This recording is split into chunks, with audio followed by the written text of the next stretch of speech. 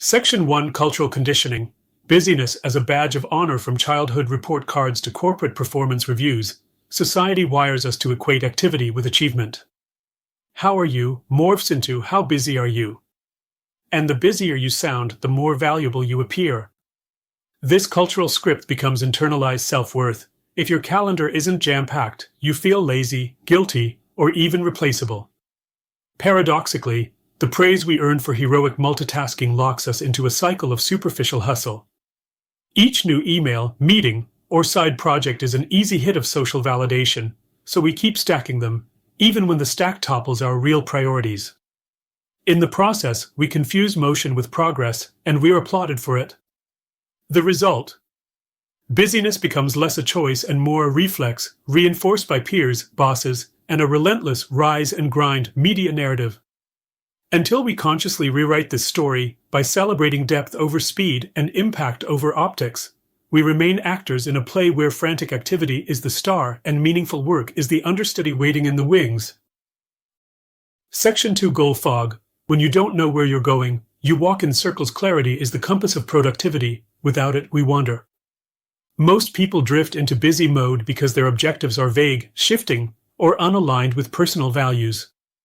They've never translated big ideas into specific, measurable outcomes, so every task looks equally urgent. Think of a sailor without a chart. He trims sails, checks ropes, and bustles around the deck, yet the ship barely moves. The same happens at the desk. Lots of micro-movements, zero strategic thrust. This goal fog is often self-inflicted. We fear committing to a destination in case we fail or discover it's the wrong one. Ironically, busyness offers a convenient disguise. I'm too swamped to plan feels safer than admitting I'm unsure what matters. Only when we slow down to define a North Star, then break it into clear milestones, does the fog lift. Suddenly, half the to-do list evaporates, revealing that focus, not frenzy, is the real accelerator of progress. Section 3 Dopamine Loops and Digital Distraction. Addicted to the ping. Smartphones, Slack pings, and social feeds weaponize our brain's reward circuitry. Every notification delivers a microdose of dopamine, pulling us into rapid-fire task switching that masquerades as productivity. We chase little wins, reply, scroll, refresh, while big goals languish. Tech companies engineer these loops to maximize time on platform, but the casualty is deep work. Over time, our attention span fractures. We grow uncomfortable with the quiet, focus stretches where meaningful progress happens. Instead, we default to surface-level busyness because it feels productive and easy. Breaking the loop requires deliberate friction, disabling push alerts, batching communication, reclaiming phone-free hours. It's not about Luddite rejection of tech, it's about using tools on your terms. When the dopamine drip slows, space emerges for concentration, strategic thinking, and creative problem-solving, the antithesis of busy mode. Section 4 Emotional Avoidance. Motion as a shield against discomfort. Being still invites introspection, and introspection can be messy. Confronting ambiguous projects, scary ambitions, or nagging doubts triggers anxiety. Busyness offers an escape hatch. Keep moving, and you won't have to feel. Many high achievers unknowingly self-medicate with overwork, drowning out uncomfortable emotions under piles of tasks.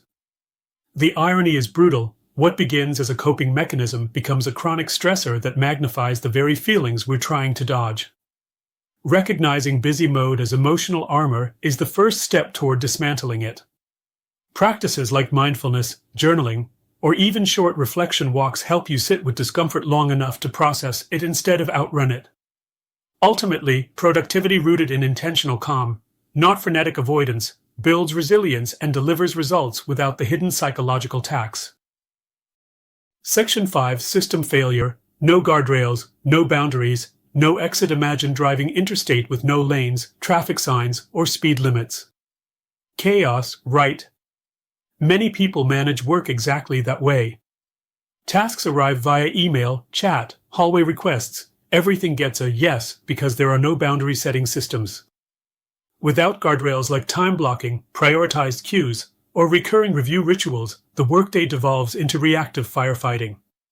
Each fire justifies the next until your schedule resembles a perpetual blaze. Add poor delegation skills, unclear processes, and the absence of automation, and busy mode becomes self-sustaining.